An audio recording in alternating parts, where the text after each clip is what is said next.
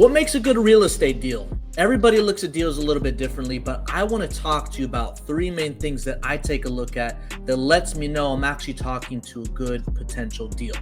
Okay, so let's take a deep dive right into it.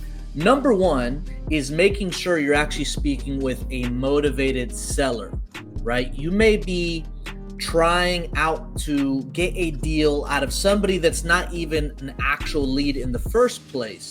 And the lead for me is somebody that wants to sell and needs to sell. Not everybody you speak with is going to be motivated to sell the property. Remember, when you're speaking with motivated leads, these are people that want to sell quickly and at a discount. So speaking with somebody that actually wants to sell the property quickly and at a discount will give you a higher chance of getting a deal rather than somebody that isn't really in a rush and they want top dollar.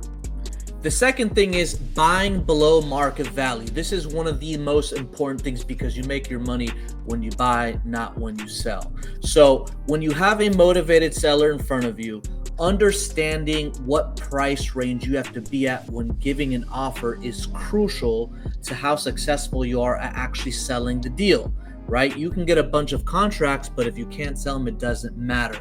Okay, so you have to make sure that you understand what offer you give them. Now, something that I like to do if your main exit strategy is wholesaling is making an offer below what other investors are buying at.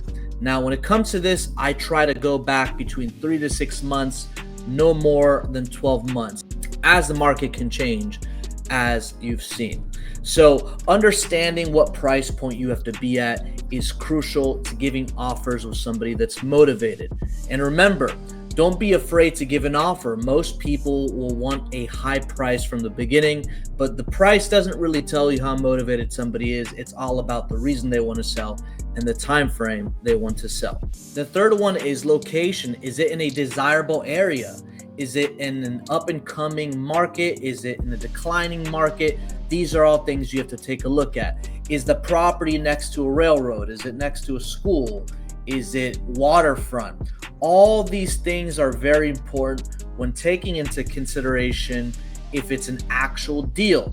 Another thing you have to take a look at is the exterior, right? Is it block? Is it frame? What's the frontage look like? If you guys are just wholesaling, you have to put yourself in the buyer's shoes, right? Be very conservative. Sometimes I try to kill the deal, and if I have a hard time killing it, then that usually tells me, hey, this might be a deal, right? But you want to make sure you look at the frontage, you look at the area, be as conservative as possible. Some properties, I spoke with a seller, they had a very beautiful property, but it was right underneath power lines. It's not going to be as desirable rather than a property that's not underneath power lines. So you have to look at every single little detail. But the main things I like to look at is the location, how safe is the area, look at the price points, right? When you're running comps and you're looking at other properties, sometimes some properties right across the street may be completely different when it comes to the ARV and the MAO. And some markets are very block by block. So make sure you're looking at everything when it comes to the property. And if you're evaluating properties in the Northeast, make sure you're looking at, is it a row home? Is it a semi-detached home? Does it have a basement, finished or unfinished? Make sure you look at everything. So the first thing is the motivation, okay? Are you speaking with somebody that is actually motivated to sell the property?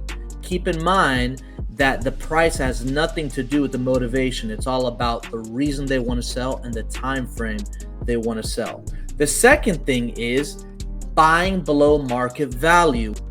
Once you've identified somebody that wants to sell and is motivated, now you have to negotiate with them, but you have to make sure you look at the comps, check out the cash comps, what investors are buying similar properties for. Now keep in mind, you have to look at bedroom, bathroom, square footage, year built, and condition. Look at everything and make sure you take a look at the surrounding areas, which leads to number 3 is the location. Is it in a desirable area or is it in the hood? Is it in a rough area? Make sure you're looking at everything. The price points can change drastically, especially in some very diverse markets. So make sure you take a look at those 3 things next time you speak with somebody and apply what you've learned. Until next time.